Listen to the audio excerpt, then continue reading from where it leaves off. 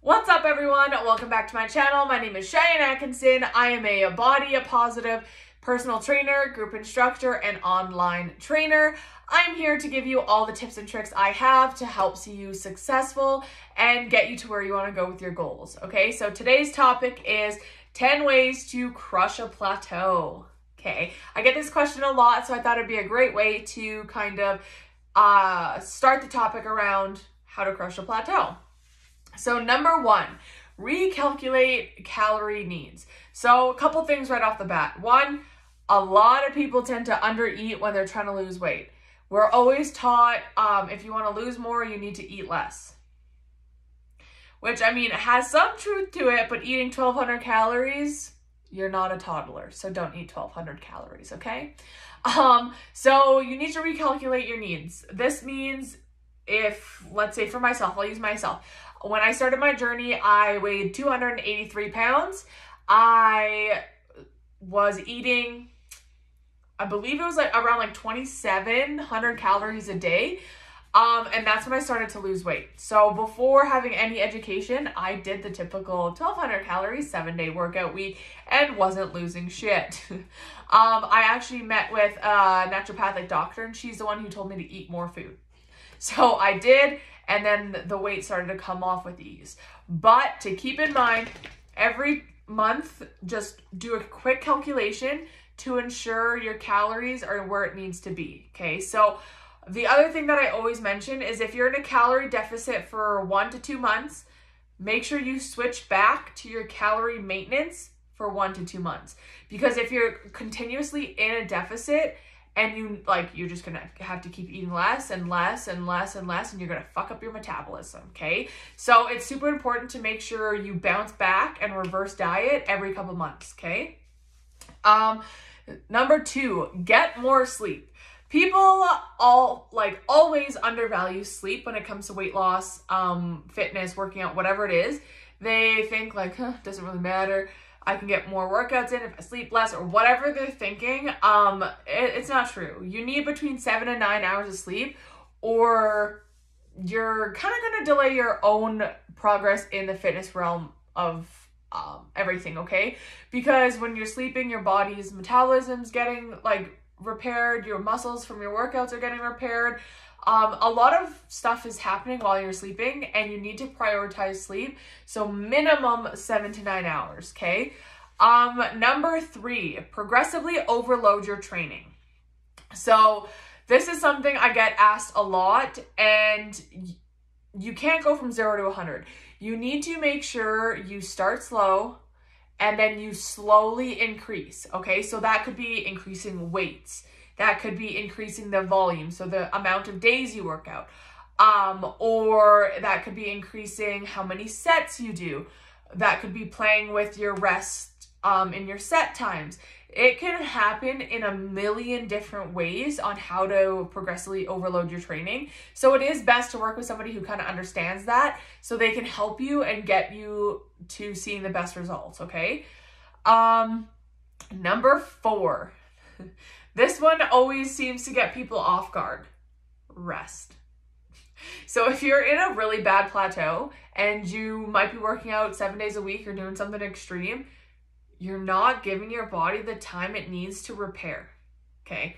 I do not want to see anybody lifting weights and running 7 days a week. Unless you're like a pro athlete or training for a triathlon or something wild like that. You need to give your body the time it needs to recoup.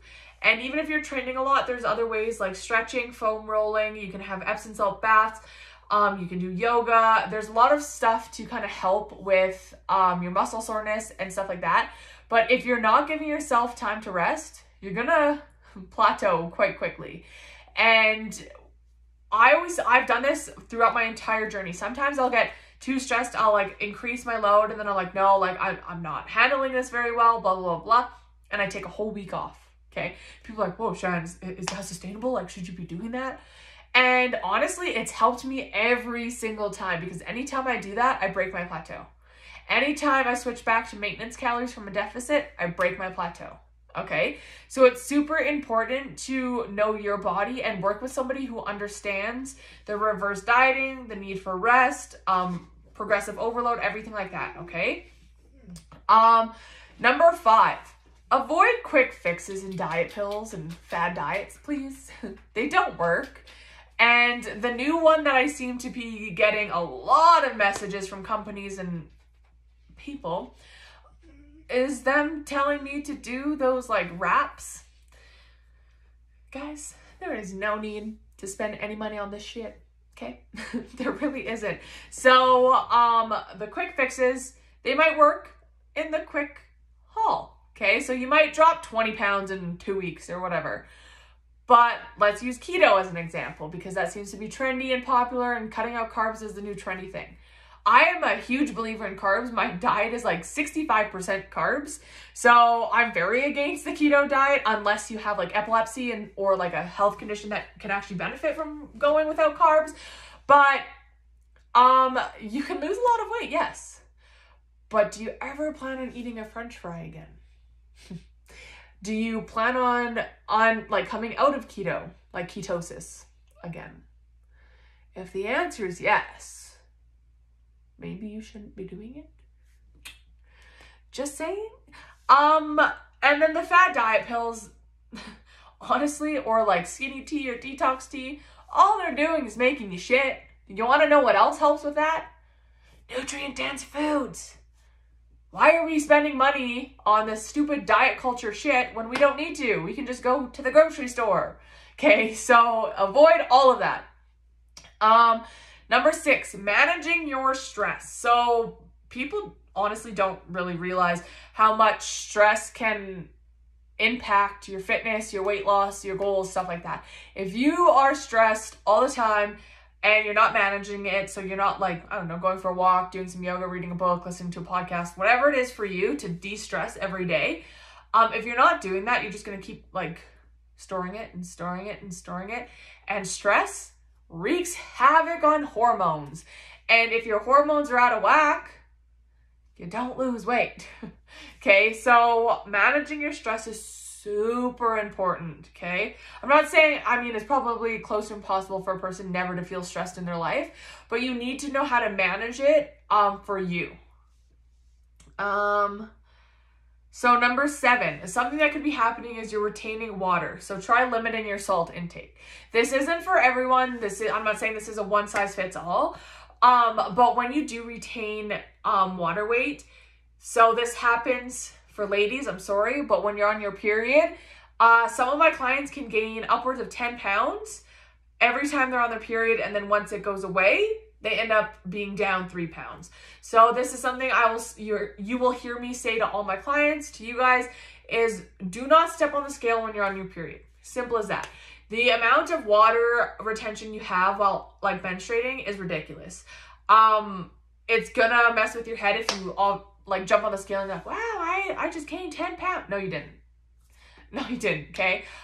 So like I said, try limiting salt in your daily intake, and that could help you with the water retention, okay?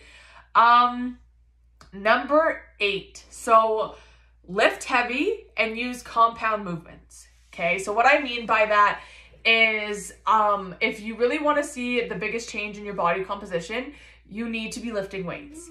I'm not saying you have to lift weights to lose weight, but I'm saying if you want body composition changes, you need to lift weights.